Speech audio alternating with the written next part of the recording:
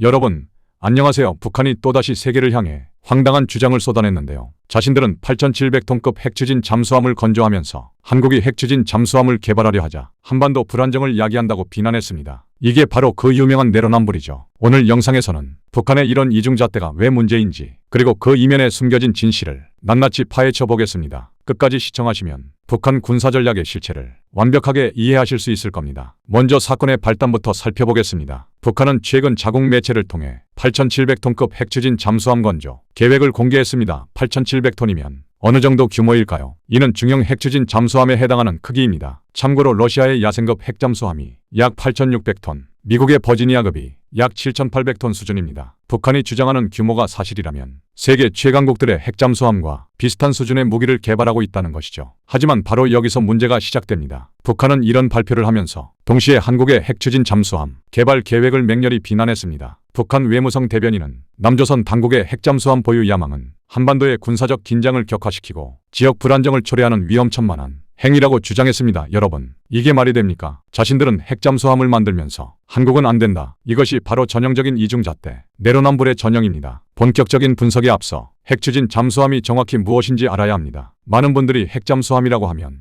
핵무기를 탑재한 잠수함이라고 생각하시는데 이는 정확하지 않습니다. 핵추진 잠수함은 원자로를 동력원으로 사용하는 잠수함입니다. 일반 디젤 잠수함과의 가장 큰 차이는 바로 작전 지속 능력입니다. 디젤 잠수함은 공기가 필요해서 주기적으로 수면 가까이 올라와야 하지만 핵추진 잠수함은 이론적으로 연료 보급 없이 수개월간 잠항이 가능합니다. 이게 왜 중요할까요? 잠수함의 가장 큰 장점은 은밀성입니다. 적이 어디 있는지 모르기 때문에 강력한 억제력을 발휘하는 것이죠. 핵추진 잠수함은 이 은밀성을 극대화할 수 있습니다. 한국이 추진하는 핵추진 잠수함은 핵무기가 아닌 재래식 무기를 탑재한 공격형 잠수함입니다. 영어로는 SSN Ship Submersible Nuclear이라고 부르죠. 반면 핵미사일을 탑재한 전략 잠수함은 SSBN Ship Submersible Ballistic Nuclear이라고 합니다. 한국은 SSBN이 아닌 SSN을 개발하려는 것입니다. 자, 그럼 북한이 주장하는 8,700톤급 핵잠수함은 과연 실현 가능한 것일까요? 결론부터 말씀드리면 전문가들은 상당히 회의적입니다. 먼저 기술적 난이도를 생각해봐야 합니다. 핵추진 잠수함을 만들려면 몇 가지 핵심 기술이 필수입니다. 첫째, 소형 원자로 기술입니다. 잠수함에 들어갈 수 있을 만큼 작으면서도 강력한 원자로를 만드는 것은 극도로 어렵습니다. 현재 이 기술을 완벽하게 보유한 나라는 미국, 러시아, 영국, 프랑스, 중국 정도입니다. 인도가 최근 자체 기술로 개발하는 데 성공했지만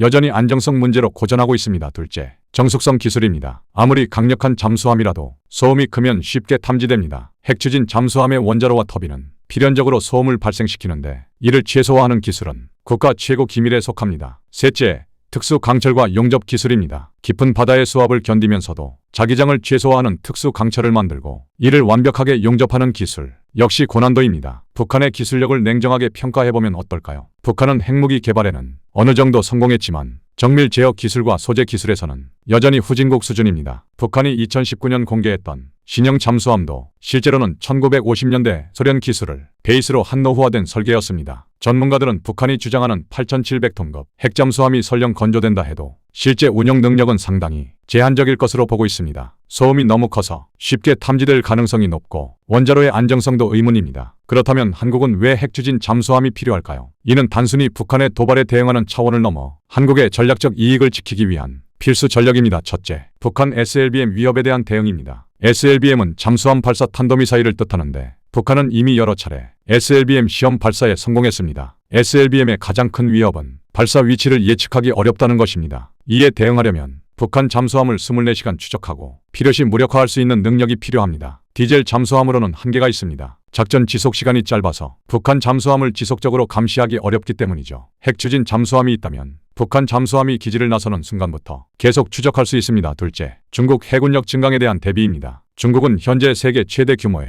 해군을 보유하고 있으며 핵추진 잠수함도 다수 운영 중입니다. 한국의 해상교통로는 대부분 중국 근해를 지나가는데 유사시 이를 보호하려면 강력한 수중 전력이 필수입니다. 셋째, 대양 작전 능력 확보입니다. 한국은 무역 의존도가 높은 나라입니다. 우리 경제의 생명줄인 해상교통로를 보호하려면 먼 바다까지 나갈 수 있는 능력이 필요합니다. 핵추진 잠수함은 이런 대양 작전에 최적화된 플랫폼입니다. 자, 그럼 북한은 왜 이런 이중잣대를 보이는 걸까요? 북한의 진짜 의도를 분석해 보겠습니다. 첫째, 한국의 군사력 증강 저지입니다. 북한은 한국이 핵추진 잠수함을 보유하면 자신들의 군사적 우위가 크게 약화될 것을 잘 알고 있습니다. 특히 SLBM이라는 그들의 게임 체인저가 무용지물이 될 수 있죠. 그래서 국제 여론과 한국 내 반대 여론을 형성해 이 사업을 저지하려는 것입니다. 둘째, 내부 결속 강화입니다. 북한은 끊임없이 외부 위협을 강조하며 내부 통제를 강화합니다. 남조선과 미제가 우리를 위협하고 있다는 프레임을 유지해야 주민들의 불만을 외부로 돌릴 수 있습니다. 한국의 핵추진 잠수함 계획은 이런 선전에 완벽한 소재가 됩니다. 셋째,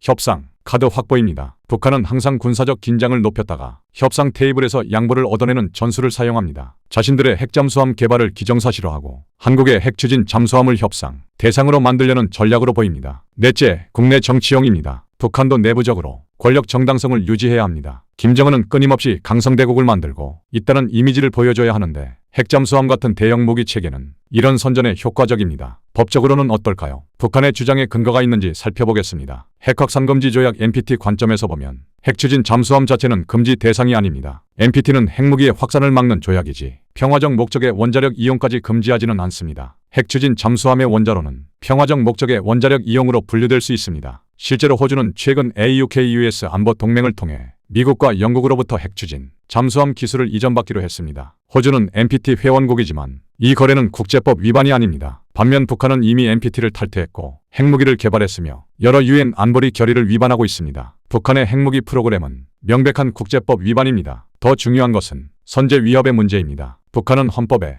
핵무기 사용 권한을 명시했고 여러 차례 한국과 미국을 핵무기로 공격하겠다고 위협했습니다. 이는 유엔 헌장이 금지하는 무력 위협에 해당합니다. 한국의 핵추진 잠수함은 방어적 성격이며 한국은 어떤 나라도 선제, 공격하거나 위협한 적이 없습니다. 국제법적으로 한국의 핵추진 잠수함 개발은 정당한 자위권 행사의 일환입니다. 세계적으로 핵추진 잠수함을 보유한 나라들을 보면 북한의 주장이 얼마나 허황된지 알 수 있습니다. 미국은 현재 약 70척의 핵추진 잠수함을 운용하고 있습니다. 러시아는 약 40척, 중국은 약 20척을 보유하고 있죠. 영국과 프랑스도 각각 10척 이상을 운용합니다. 인도는 자체 기술로 개발한 핵추진 잠수함을 운용하기 시작했고 브라질도 개발 중입니다. 이들 중 어느 나라도 다른 나라가 핵추진 잠수함을 보유하는 것 자체를 지역 불안정 야기라고 비난하지 않습니다. 물론 경쟁국의 군비 증강을 경계하고 대응하지만 그것이 권리 자체를 부정하는 것은 아닙니다. 특히 주목할 만한 사례는 호주입니다. 호주는 원래 프랑스로부터 재래식 잠수함을 도입하기로 했다가 2021년 계획을 변경해 미국과 영국으로부터 핵추진 잠수함 기술을 이전받기로 했습니다. 이 결정에 중국이 강하게 반발했지만 국제사회는 호주의 주권적 결정으로 받아들였습니다. 일본도 최근 잠수함 전력을 대폭 강화하고 있습니다. 비록 핵추진은 아니지만 세계 최고 수준의 재래식 잠수함을 20척 이상 운용하고 있죠. 이웃 나라의 이런 군비 증강은 각국의 안보 환경에 따른 자연스러운 반응입니다. 현실적으로 북한과 한국의 잠수함 기술 격차는 어느 정도일까요? 한국은 이미 3,000톤급 장보고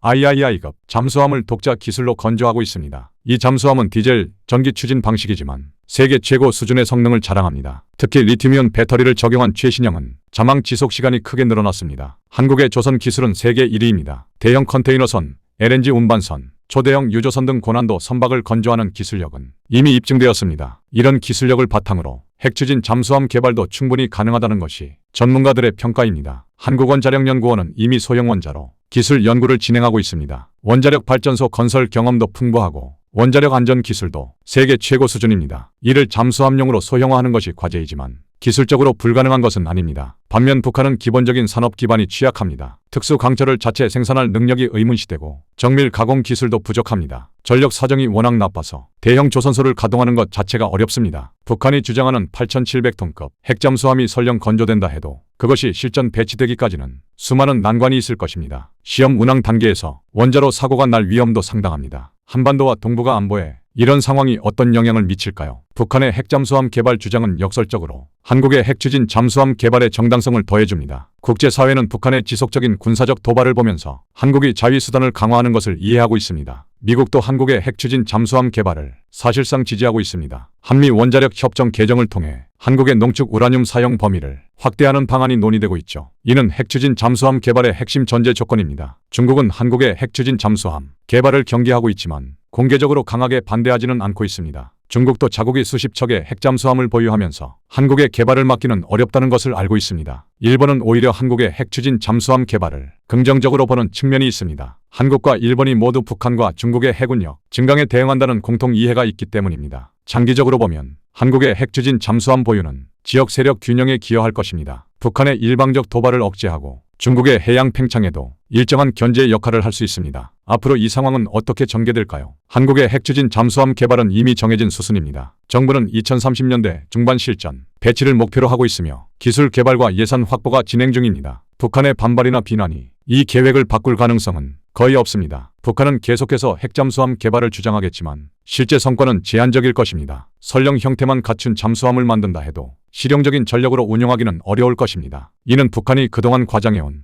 여러 무기 체계와 비슷한 패턴입니다. 한국은 기술적 우위를 바탕으로 북한보다 훨씬 앞서 실전 배치에 성공할 가능성이 높습니다. 조선 기술, 원자력 기술, 전자 기술 등 모든 면에서 한국이 압도적으로 앞서 있기 때문입니다. 국제사회는 이 문제를 북한의 도발 vs 한국의 자위권이라는 프레임으로 보고 있습니다. 북한이 아무리 큰 소리를 쳐도 핵무기로 위협하는 나라와 그에 대응하는 나라 중 누가 더 위험한지는 명백합니다. 결론적으로 북한의 이번 주장은 전형적인 이중잣대이자 선전 전술입니다. 자신들의 군사력 증강을 정당화하고 한국의 방어력 강화를 방해하려는 의도가 분명합니다. 하지만 이런 주장은 국제사회에서 설득력이 없습니다. 누가 먼저 핵무기를 개발했고 누가 전쟁을 위협하고 있는지는 모두가 알고 있습니다. 한국의 핵추진 잠수함 개발은 정당한 자위권 행사이며 오히려 북한의 무분별한 군비 증강이야말로 진짜 지역 불안정 요인입니다. 한반도의 진정한 평화는 북한의 비핵화와 대화를 통해서만 가능합니다. 하지만 그 대화가 이루어지기 전까지 한국은 국민의 안전을 지키기 위해 필요한 방어 수단을 갖춰야 합니다. 핵추진 잠수함은 그중 하나일 뿐입니다. 오늘 영상에서는 북한의 황당한 이중잣대를 파헤쳐봤습니다. 자신들은 핵잠수함을 만들면서 한국은 안 된다는 주장이 얼마나 모순적인지 아시겠죠? 북한의 이런 주장에 속아 넘어가서는 안 됩니다. 우리는 명확한 사실과 논리로 이에 대응해야 합니다. 한국의 핵추진 잠수함 개발은 정당하고 필요하며 기술적으로도 충분히 가능합니다. 앞으로 이 문제가 어떻게 전개될지 계속 관심을 가지고 지켜봐 주시기 바랍니다. 여러분의 생각은 어떠신가요? 이 영상이 도움이 되셨다면 좋아요와 구독 부탁드립니다. 한반도 안보 이슈에 대한 더 많은 분석 영상으로 찾아뵙겠습니다. 시청해주셔서 감사합니다.